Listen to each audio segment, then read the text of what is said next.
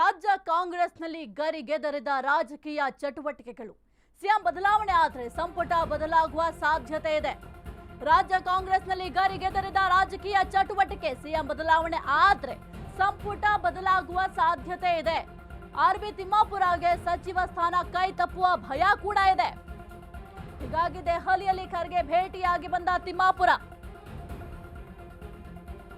ಈ ಬೆನ್ನಲ್ಲೇ ಆರ್ಬಿ ತಿಮ್ಮಾಪುರಗೆ ಶುರುವಾಯಿತು ಢವಢವ. ಸಿಎಂ ಸಿದ್ದು ಬಣದಲ್ಲಿ ತಿಮ್ಮಾಪುರ ಅವರು ಗುರುತಿಸಿಕೊಂಡಿದ್ದಾರೆ. ಸಚಿವ ಸ್ಥಾನ ಕೈ ತಪ್ಪುವ ಭೀತಿಯ ಹಿನ್ನೆಲೆ ಫುಲ್ ಆಕ್ಟಿವ್ ಆಗಿದ್ದಾರೆ. ಕಳೆದ 3 ದಿನಗಳಿಂದ ಬಾಗಲಕೋಟೆಯಲ್ಲಿ ಫುಲ್ ಆಕ್ಟಿವ್ ಆಗಿದ್ದಾರೆ. ಜಿಲ್ಲಾ ಕೇಂದ್ರದಲ್ಲಿ ಫುಲ್ ಆಕ್ಟಿವ್ ಆಗಿರುವ ತಿಮ್ಮಾಪುರ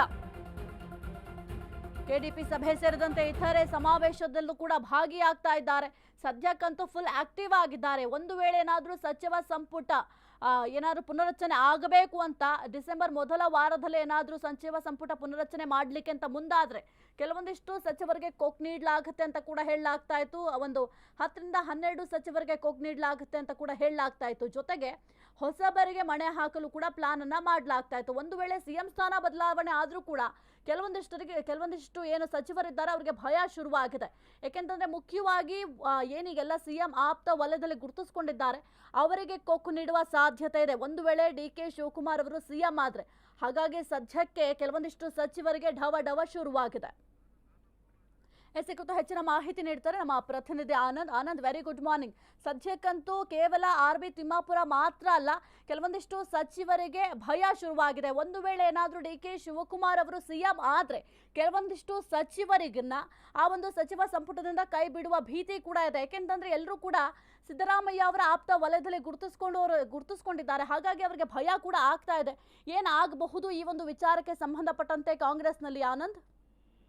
ಸಾಹಿತ್ಯ ಏನು ಅಂದ್ರೆ ಈಗಾಗಲೇ ಏನು ಸಿಎಂ ಬದಲಾವಣೆ ಸಂಬಂಧಪಟ್ಟಂತೆ ರಾಜಕಾರಣದಲ್ಲಿ ಒಂದು ತೀವ್ರ ಚರ್ಚೆ ನಡೆದಿದೆ. ಆ ಚರ್ಚೆ ಬೆನ್ನಲ್ಲೇ ಕೆಲವೊಂದು ಏನು ಈ ಬಣಗಳ ಸಂಬಂಧಪಟ್ಟಂತೆ ಏನು ಗುರುತಿಸಿಕೊಂಡಿದ್ದಾರೆ ಶಾಸಕರು ಮತ್ತು ಸಚಿವರು ಅವರನ್ನು ಬದಲಾವಣೆ ಮಾಡುವ ಸಾಧ್ಯತೆ ಇದೆ. ಹೀಗಾಗಿ ಕೆಲವೊಂದು ಸಚಿವರಿಗೆ ಢವಢವ ಸಹ ಶುರುವಾಗಿದೆ. ಈ ನಿಟ್ಟಿನಲ್ಲಿ ಬಾಗಲಕೋಟೆಯ ಜಿಲ್ಲೆಯ ಉಸ್ತುವಾರಿ ಸಚಿವರಾಗಿರುವಂತಹ ಆರ್ಬಿ ತಿಮ್ಮಾಪುರ್ ಅವರು ಈಗಾಗಲೇ ಅಬಕಾರಿ ಖಾತೆಯನ್ನು ಹೊಂದಿದ್ದಾರೆ. ಅವರು ಸಹ ಢವಢವ ಪ್ರಾರಂಭವಾಗಿದೆ. ಈಗ ಈ ನೆಲೆಯಲ್ಲಿ ಅವರು ಕಳೆದ ವಾರ ಹಿಂದೆ ದೆಹಲಿಗೆ ಹೋಗಿ ಅವರೇನು ಒಂದು ಪ್ರಮುಖವಾಗಿ ಮಲ್ಲಿಕಾರ್ಜುನ್ ಖರ್ಗೆ ಅವರಿಗೆ ಮತ್ತು ಇದರ ಕೆಲವೊಂದು ಜನ ಹೈಕಮಾಂಡ್ ಭೇಟಿಯಾಗಿ ಸಚಿವ ಸ್ಥಾನವನ್ನು ಗಟ್ಟಿಗೊಳಿಸುವಂತೆ ಅವರು ಏನು ಒಂದು ಮನವಿ ಮಾಡಿಕೊಂಡಿದ್ದಾರೆ. ಆದ್ರೆ ಈ ಬಗ್ಗೆ ಅವರು ಬಹಿರಂಗವಾಗಿ ಏನು ಹೇಳಿಲ್ಲ. ಮತ್ತೆ ಇತ್ತೀಚೆಗೆ ಏನು ಇಲ್ಲಿ ರೈತರ ಹೋರಾಟ ನಡೆದಿತ್ತು, ಆ ಹೋರಾಟ ಸಂಬಂಧಪಟ್ಟಂತೆ ನಾನು ಕಬ್ಬು ಮತ್ತು ತೈಲ ಏನಲ್ಲಿ ಇಲಾಖೆ ಇದೆ, ಆ ಇಲಾಖೆಯ ಮಹಾನಿರ್ದೇಶಕರಿಗೆ ನಾನು ಭೇಟಿ ನೀಡಿ ಇಲ್ಲಿ ಸಂಬಂಧಪಟ್ಟಂತ ಸಮಸ್ಯೆಗಳನ್ನ ಚರ್ಚೆ ಮಾಡಿದೆ ಅಂತ ಮಾತ್ರ ಹೇಳಿದ್ದಾರೆ. ಆದ್ರೂ ಸಹ ಅವರು ಏನು ಎಲ್ಲಾ ಕಡೆ ಭೇಟಿಯಾಗಿ ತಮ್ಮ ಸ್ಥಾನ ಗಟ್ಟಿಗೊಳಿಸುವ ನಿಟ್ಟಿನಲ್ಲಿ ಪ್ರಯತ್ನ ಮಾಡಿದ್ದಾರೆ. ಯಾಕೆಂದ್ರೆ ಈ ಸಚಿವ ಸಂಪುಟ ಬದಲಾವಣೆ ಸಂಬಂಧಪಟ್ಟಂತೆ ಆಗಲಿ ಅಥವಾ ಸಿಎಂ ಬದಲಾವಣೆ ಸಂಬಂಧಪಟ್ಟಾಗ್ಲಿ ಇವರೆಲ್ಲ ಸಿದ್ದರಾಮಯ್ಯ ಜೊತೆ ಗುರುತಿಸಿಕೊಂಡಿರುತ್ತಾರೆ.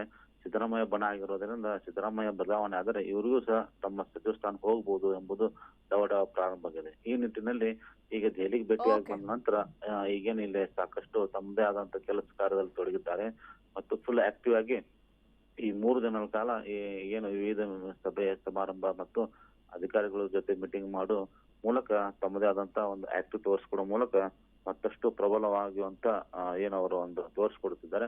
ಆದ್ರೆ ಈ ನಿಟ್ಟಿನಲ್ಲಿ ರಾಜ್ಯ ರಾಜಕೀಯ ಬದಲಾವಣೆ ಆದ್ರೆ ಏನಾಗೋದು ಎಂಬುದನ್ನು ಕುತೂಹಲ ಮೂಡಿಸಿದೆ. ಓಕೆ, ಥ್ಯಾಂಕ್ ಯು ಆನಂದ್ ನಿಮ್ಮೆಲ್ಲ ಮಾಹಿತಿಗಾಗಿ.